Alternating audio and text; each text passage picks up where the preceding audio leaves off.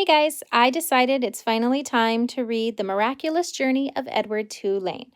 Just because we're not at school doesn't mean we can't continue with some of the plans we had. So each day I'm going to read you a couple chapters out of the book and you're going to give me some responses and feedback on Flipgrid. So I hope you enjoy.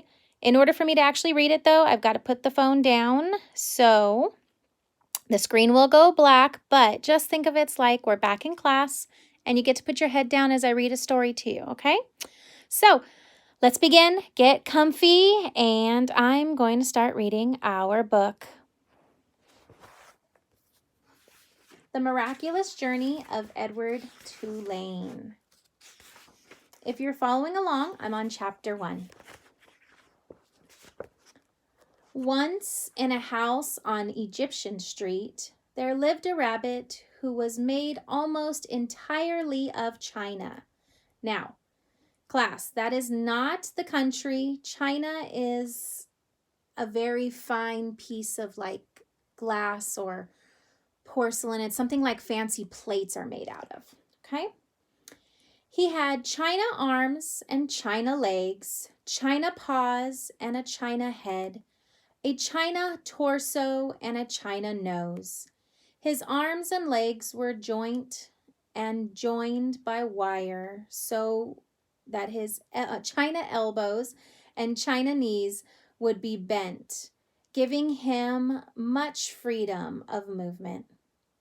His ears were made of real rabbit fur, and beneath the fur there were strong, bendable wires, which allowed the ears to be arranged into poses that reflected the rabbit's mood: jaunty, which means cheerful or happy, tired, or full of enu, which means bored or lacking excitement, which I can tell you I've had plenty of lately. His tail, too, was made of real rabbit fur and was fluffy and soft and well-shaped.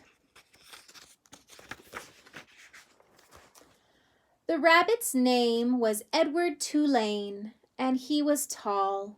He measured almost 3 feet from the tip of his ears to the tip of his feet. His eyes were painted a penetrating and intelligent blue.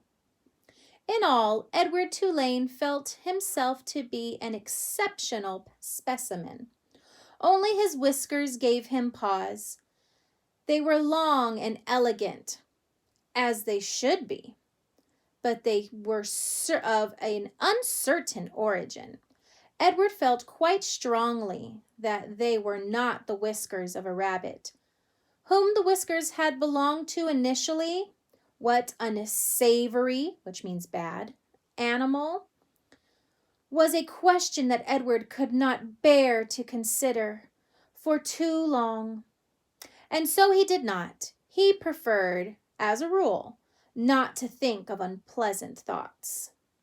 Edward's mistress, now that means boss or owner, was a 10-year-old dark-haired girl named Abilene Tulane, who thought almost as highly of Edward as Edward thought of himself.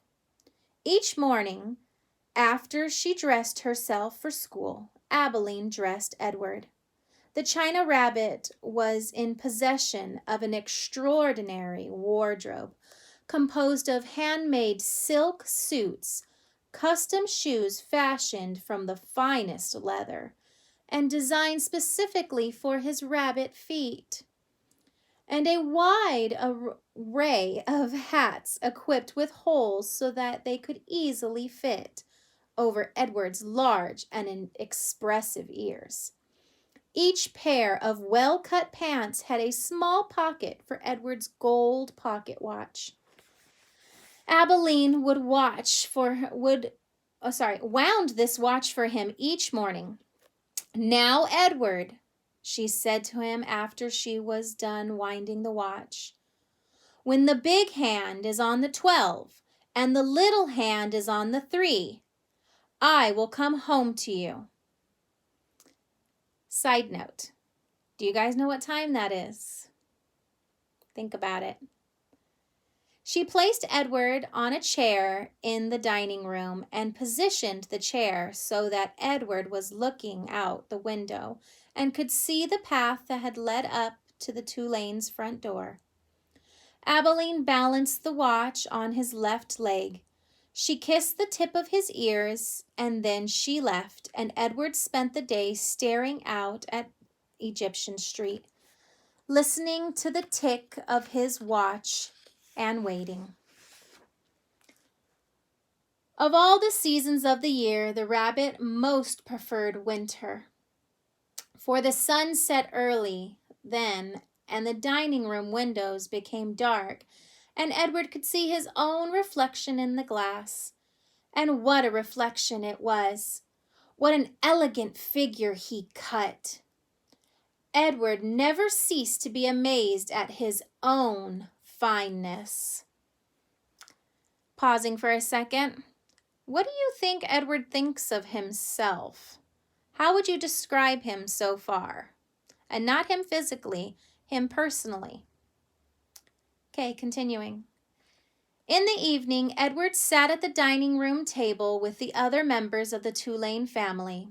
Abilene, her mother and her father, and Abilene's grandmother, who was named Pelguina.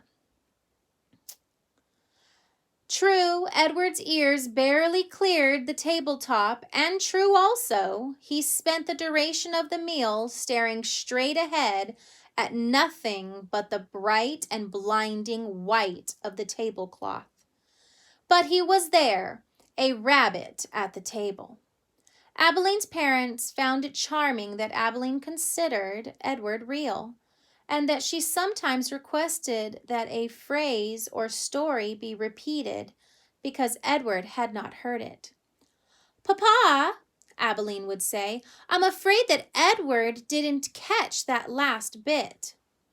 Abilene's father would turn in the direction of Edward's ears and speak slowly, repeating what he had just said for the benefit of the china rabbit. Edward pretended, out of courtesy to Abilene, to listen. But in truth, he was not very interested in what people had to say. And also, he did not care for Abilene's parents or their condescending, which means acting like you're better than someone, their condescending manner towards him. All adults, in fact, condescended to him. Only Abilene's grandmother spoke to him as Abilene did. As one equal to another, Pelguina was very old. She had a large, sharp nose and bright black eyes that shone like dark stars. It was Pelguina who was responsible for Edward's existence. She who had commissioned, and that means ordered to be made, his making.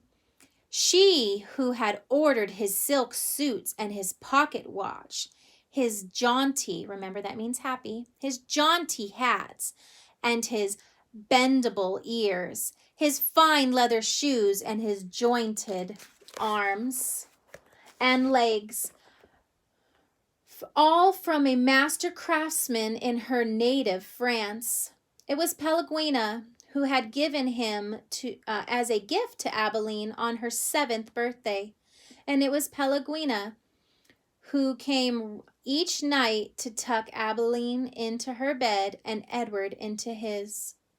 "Will you tell us a story, Pelguina?" Abilene asked her grandmother each night. "Not tonight, lady," said Pelguina. "When?" asked Abilene. "What night?" "Soon," said Pelguina. "Soon there will be a story." And then she turned off the light, and Edward and Abilene lay in the dark of the bedroom. "I love you, Edward," Abilene said each night after Pelguina had left. She said those words, and then she waited, almost as if she expected Edward to say something in return. Edward said nothing. He said nothing because, of course, he could not speak. He lay in his small bed next to Abilene's large one. He stared up at the ceiling and listened to the sound of her breath entering and leaving her body, knowing that soon she would be asleep because Edward's eyes were painted on and he could not close them. He was always awake.